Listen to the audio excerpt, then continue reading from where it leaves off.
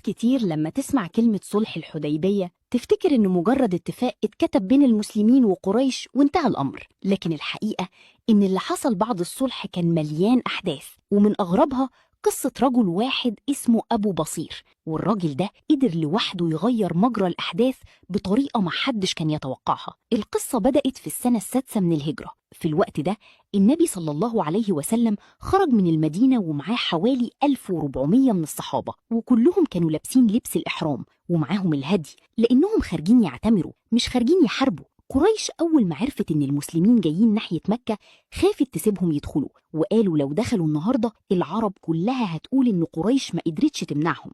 عشان كده قريش بدأت تبعت فرسان يمنعوا المسلمين من الدخول، والنبي صلى الله عليه وسلم غير الطريق لحد ما وصل لمنطقة اسمها الحديبية، وهناك وقف الجيش. بعد مفاوضات طويلة قريش بعتت واحد من كبارها اسمه سهيل بن عمرو، وأول ما النبي صلى الله عليه وسلم شافه قال للصحابة إن قريش يبدو أنها تريد الصلح، وبالفعل بدأوا يكتبوا الاتفاق. وكان من ضمن البنود بند صعب جدا على المسلمين. البند كان بيقول أي رجل من قريش يهرب إلى النبي صلى الله عليه وسلم مسلما من غير إذن وليه لازم النبي يرجعه لقريش، أما لو واحد من المسلمين رجع لقريش فقريش مش ملزمة ترجعه. لما الصحابة سمعوا البند ده استغربوا جدا، إزاي مسلم يهرب بدينه ويرجعوه تاني للمشركين؟ لكن النبي صلى الله عليه وسلم وافق، لأنه كان ينظر لأبعد من اللحظة دي. وأثناء ما الاتفاق بيتكتب حصل شيء محدش كان متوقعه. فجأة ظهر شاب بيجري ناحية المسلمين، رجليه فيها قيود وآثار التعب والإرهاق باينة عليه بشكل واضح. كان بيجري بكل اللي عنده، ولما قرب عرف الصحابة إنه أبو جندل بن سهيل، والمفاجأة الأكبر إنه كان ابن سهيل بن عمرو نفسه، الراجل اللي قاعد بيوقع الصلح مع النبي صلى الله عليه وسلم. أبو جندل كان أسلم من فترة، لكن أبوه حبسه وعذبه عشان يرجع عن الإسلام، ولما عرف إن النبي صلى الله عليه وسلم قريب من مكة قدر يفك نفسه بطريقة ما وخرج يجري لحد ما وصل للمسلمين. كان تعبان جدا من اللي شافه وعاشه، وقع من شدة الإرهاق وبدأ يطلب النجدة. كان نفسه أخيرا يبعد عن العذاب اللي عاش فيه شهور طويلة، وكان فاكر إنه لما يوصل للنبي صلى الله عليه وسلم والمسلمين خلاص هينتهي كل اللي كان بيحصل له. لكن اللي حصل بعد كده كان صعب جدا. سهيل بن عمرو أول ما شاف ابنه أبو جندل قام من مكانه وقال للنبي صلى الله عليه وسلم هذا أول من أقاضيك عليه، يعني أول شخص هنطبق عليه الاتفاق اللي بينا هو ابني وهيرجع معايا. الصحابة اتصدموا من الموقف، لأنهم كانوا شايفين قدامهم واحد مسلم هرب من العذاب وجاي يطلب الحماية، لكن في نفس الوقت كان في عهد بين النبي صلى الله عليه وسلم وقريش، والنبي صلى الله عليه وسلم كان ملتزم بكلمته. فحاول يطلب من سهيل إنه يسيب ابنه وقال له إن الصلح لسه مخلصش، لكن سهيل أصر وقال إن الصلح مش هيتم لو أبو جندل مرجعش معاه. الموقف كان صعب جدا على كل اللي موجودين، وأبو جندل كان واقف قدام المسلمين وهو بيبص لهم وكأنه مستني حد ينقذه من المصير اللي راجع له. وبعدها قال بصوت كله ألم يا معشر المسلمين أأرد إلى المشركين يفتنونني في ديني؟ الكلام ده كان مؤثر جدا، والناس اللي حواليه كانوا حاسين بمدى صعوبة اللي بيحصل. لكن النبي صلى الله عليه وسلم كان عنده مبدأ مهم جدا، وهو إن العهد ما ينفعش يتكسر حتى لو كان الأمر مؤلم.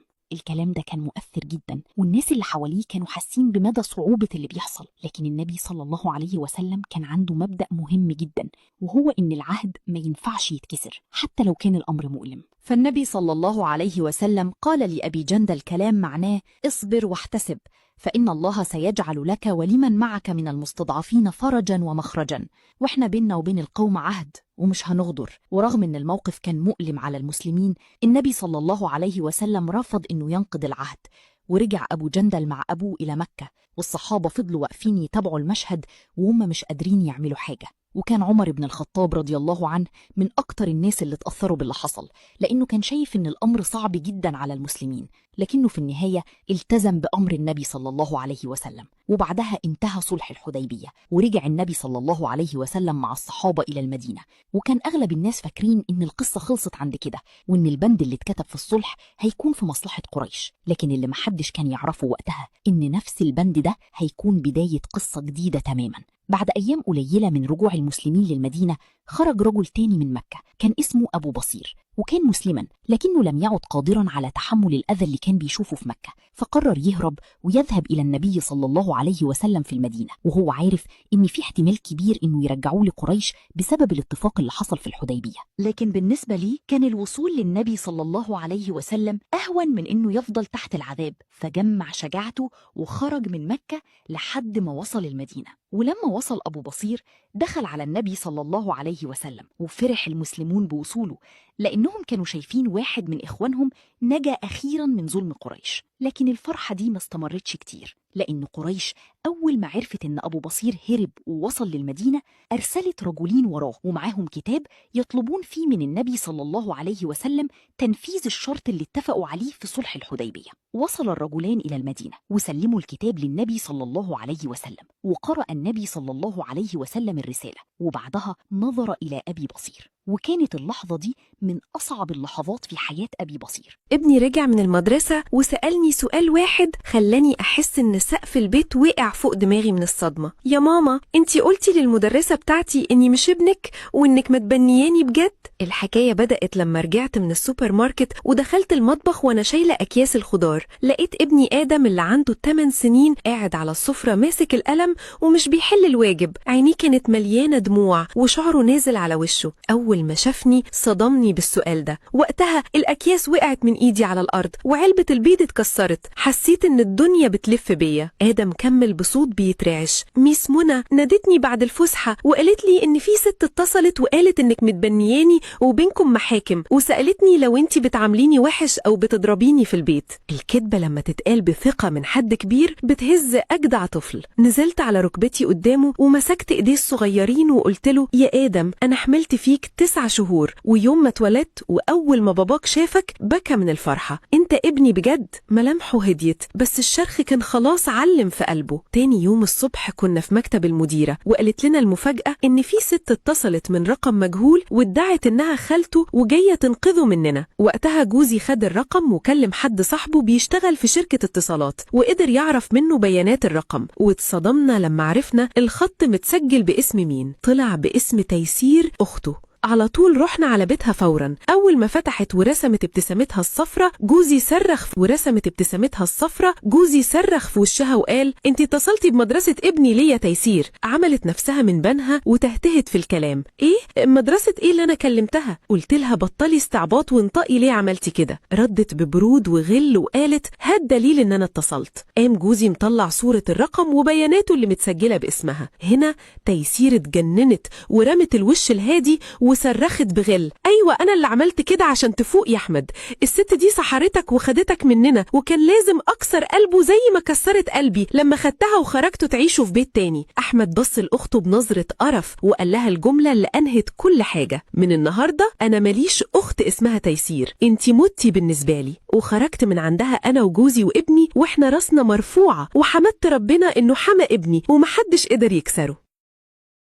جارتي خطفت جوزي، لكن ما كانتش تعرف إني سايبة كل حاجة تحصل لسبب. أنا اسمي سارة ومتجوزة من أحمد بقالنا 7 سنين. كنا عايشين حياة هادية لحد ما انتقلت جارتي الجديدة ريم للسكن في العمارة. في الأول كانت لطيفة جدا وكل يوم تعدي تشرب قهوة عندي. كنت بثق فيها وحكيت لها عن كل تفاصيل حياتي حتى مشاكلي مع جوزي. بعد فترة لاحظت إن أحمد بقى يخرج كتير ويمسك الموبايل طول الوقت، ولما ادخل عليه يقفل الشاشة بسرعة. قلت يمكن ضغط شغل، لكن إحساسي كان بيقولي إن في حاجة غلط. وفي يوم وأنا راجعة من الشغل بدري شفت أحمد خارج من شقة ريم. أول ما شافني ارتبك وقال إنه كان بيساعدها تصلح عطل في البيت. صدقته، أو على الأقل مثلت إني صدقته. من اليوم ده بدأت أراقب من غير ما أحسسهم، ومع كل يوم كانت الحقيقة بتبان أكتر. ولما اتأكدت إنهم خانوا ثقتي ما عملتش خناقة ولا صرخت. قلت لنفسي الانتقام الحقيقي مش إنك ترد الأذى بالأذى، الانتقام الحقيقي إن كل واحد يتحمل نتيجة اختياراته. وساعتها بدأت أخطط. ثم اتأكدت من الحقيقة غيرت طريقتي تماما. بقيت هادية ولا كأني عرفت أي حاجة، وفي نفس الوقت بدأت أهتم بنفسي وشغلي وأجمع كل ما احتاجه عشان أحافظ على حقوقي لو قررت أنهي الجواز. بعد أسابيع طلبت من أحمد يقعد معايا. قلت له بهدوء: أنا عارفة الحقيقة من زمان، وكنت مستنية أشوف هتختار الصراحة ولا الكذب. سكت وما قدرش ينكر. وبعدين طلبت من ريم تنزل. لما دخلت اتفاجئت إنها لقيتني أنا وأحمد قاعدين. بصيت لها وقلت: أنا مش جاية أعمل فضيحة ولا أشتم حد، أنا جاية أقفل صفحة. فضلت ساكتة وما قدرتش تبصلي في عيني. قمت من مكاني وقلت: اللي يخون الثقة هو اللي بيخسر قبل أي حد. بعدها بدأت إجراءات الانفصال بشكل محترم، وركزت على حياتي ومستقبلي. بعد شهور عرفت من الجيران إن علاقتهم انتهت، وإن كل واحد فيهم بدأ يلوم التاني. أما أنا فكنت بدأت شغل جديد، وكونت حياة أهدى وأحسن.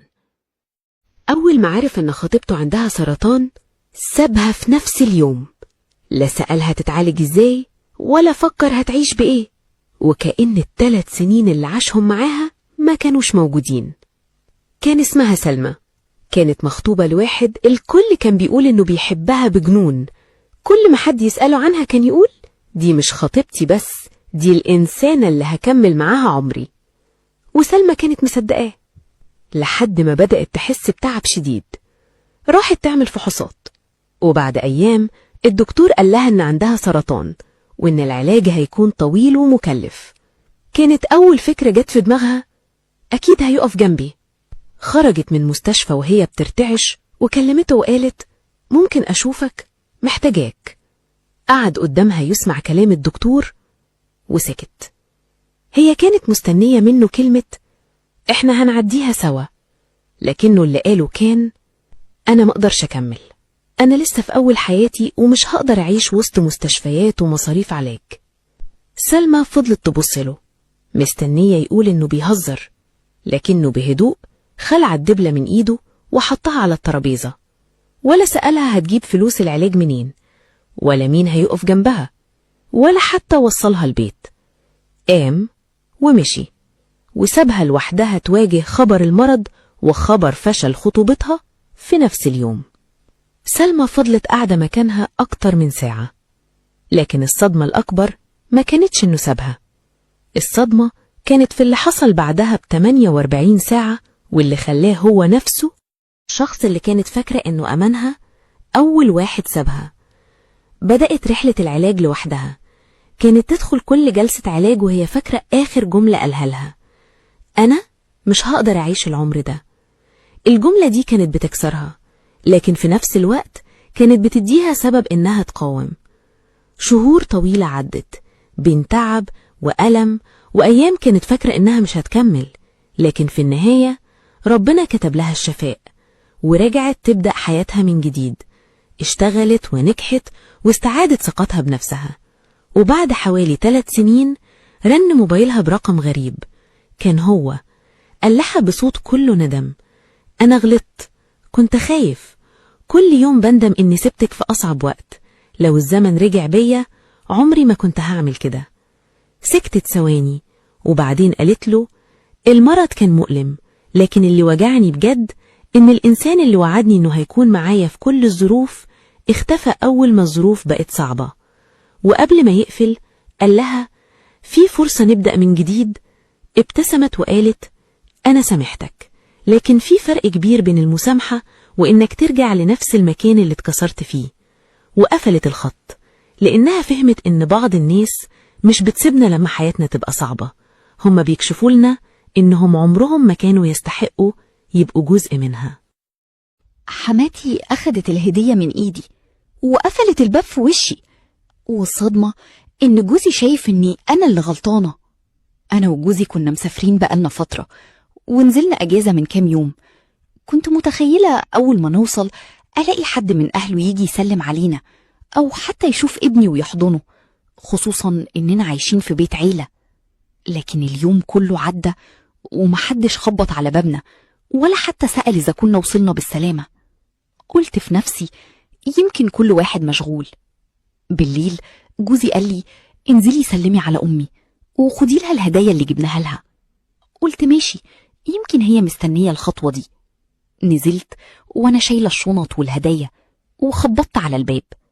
فتحت لي حماتي، بصت لي بسرعة وما ادتش فرصة حتى ادخل.